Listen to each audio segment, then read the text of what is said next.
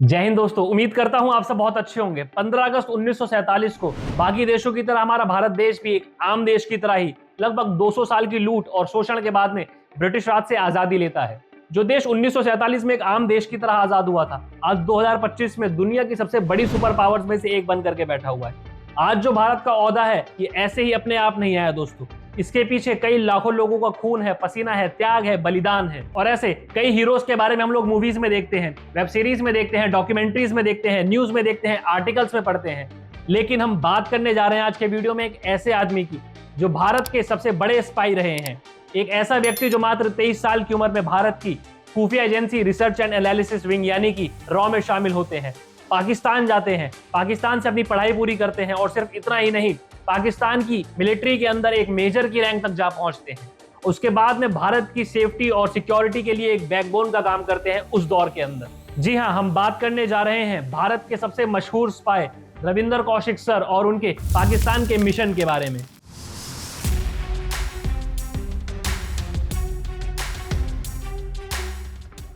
Ravinder Kaushik sir का जन्म 11 अप्रैल 1952 को राजस्थान के श्री गंगानगर जिले में हुआ।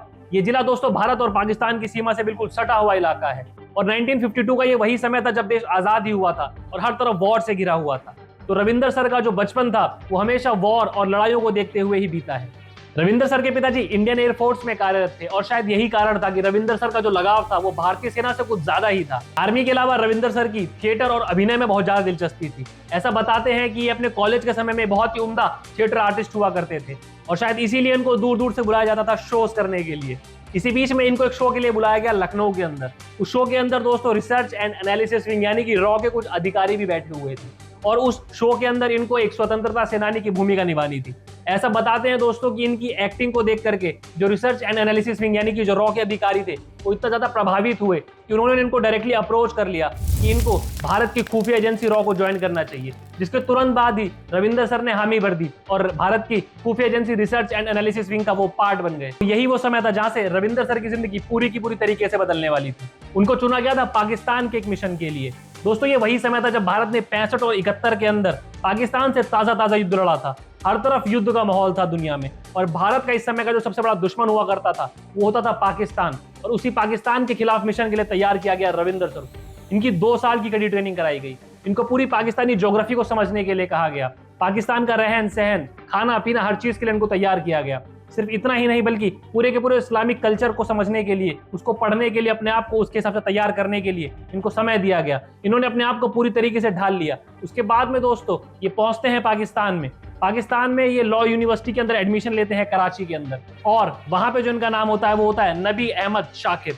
ये अपनी ग्रेजुएशन पूरी करते हैं कराची की लॉ यूनिवर्सिटी से। उसके बाद में पाकिस्तान आर्मी के अंदर कमीशन हो जाते हैं और अपने शातिर दिमाग और कड़ी मेहनत से एक के बाद एक प्रमोशन लेते चले जाते हैं पाकिस्तान आर्मी के अंदर और एक समय के बाद में पाकिस्तान की मेजर की रैंक तक पहुंच जाते हैं।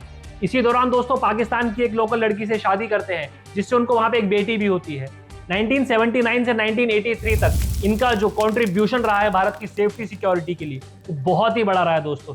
इसका जिक्र अगर हम करने बैठेंगे तो शायद समय की थोड़ी सी कमी पड़ जाएगी। इन्होंने भारत की सेफ्टी सिक्योरिटी को उस समय संभाला जब देश हर तरफ वॉर से घिरा हुआ था। देश की नेशनल सिक्योरिटी सबसे बड़ा मुद्दा हुआ करती थी। सब कुछ अच्छा चल रहा था मगर 1983 का एक ऐसा मनुष्य साल आता है जहां पर इनकी जिंदगी बिल्कुल बदलने वाली थी दोस्तों। इसी 1983 के साल में एक और भारतीय जासूस जिसका नाम इनायत मसीहा था, भारत और पाकिस्तान का बॉर्डर क्रॉस करते हुए पाकिस्तान की आर्मी द्वारा पकड़ा जाता है, जिसके बाद में उसको इंटेरोगेट किया जाता है और उसी इंटेरोगेशन में वो रविंदर सर का नाम डिस्क्लोज कर देता है, जिसके बाद में रविंदर सर का जो कवर था वो एक्सपोज हो जाता है और उनको पाकिस्तान की आर्मी अरेस्ट कर लेती है। इसके बाद उनको बुरी तरीके से टॉर्चर किया जाता है और टॉर्चर भी ऐसा वैसा नहीं जो हम लोग टीवी में देखते हैं, मूवीज में देखते हैं, वेब सीरीज में देखते हैं, उससे भी बहुत एक्सट्रीम लेवल का टॉर्चर। मगर उन्होंने कभी भी भारत की किसी खुफिया जानकारी को पाकिस्तान की सेना से कभी भी साझा नहीं किया। उसके बाद में उनको पाकिस्तान की कोर्ट में पेश किया जाता है जहां पे उन्हें फांसी की सजा सुनाई जाती है और फिर से सिलसिला शुरू होता है इंटेरोगेशन का, टॉर्चर का। मगर एक्सट्रीम टॉर्चर के बाद में भी रविंदर सर ने कभी भारत की कोई भी नेशनल सिक्योरिटी से जुड़ी डिटेल पाकिस्तान से शेयर नहीं करी। 2001 में रविंदर सर का दिल का दौरा पड़ने से मौत हो गई है मगर 2001 तक उन्होंने जो दर्द झेला है, जो पीड़ा झेली है पाकिस्तान की जेलों में रहते हुए, जिसके बारे में शायद सोच पाना भी बहुत नामुमकिन जैसा दिखाई पड़ता है। तो इस कहानी से आपको अंदाजा लग गया होगा कि रविंदर सर का व्यक्तित्व कितना बड़ा था। उन्होंने अपना पूरा का पूरा जीवन देश सेवा को समर्पित कर दिया था और वो भी मात्र 23 साल की उम्र में। और शायद यही कारण था कि भारत की भूतपूर्व प्रधानमंत्री श्रीमती इंदिरा गांधी जी ने उनको द ब्लैक टाइगर का नाम दिया था। साथियों, कहानी सिर्फ रविंदर सर की ही नहीं है। ऐसे कई हजारों लाखों हीरोज हैं जो कहीं ना कहीं देश के लिए काम कर रहे हैं, मगर उनको कोई भी पहचान नहीं मिलती है, कोई भी रिवॉर्ड नहीं मिलता है, कोई भी रिकॉग्निशन नहीं मिलता है। और साथियों, ऐसे कई हीरोज की वजह से ही हम लोग आज अपने घर में सुरक्षित रह पा रहे हैं, बाहर खुली हवा में चल पा रहे हैं, सांस ले पा रहे हैं, मगर इनको कभी भी कोई पहचान नहीं मिलती है। तो उम्मीद करता हूं आपको आज का वीडियो पसंद आया होगा। अगर वीडियो आपको अच्छा लगा है तो इस वीडियो को लाइक कर दें, शेयर कर दें, चैनल पर नए हैं तो चैनल को सब्सक्राइब कर दें। अपने और अपने परिवार का ख्याल रखें। जय हिंद।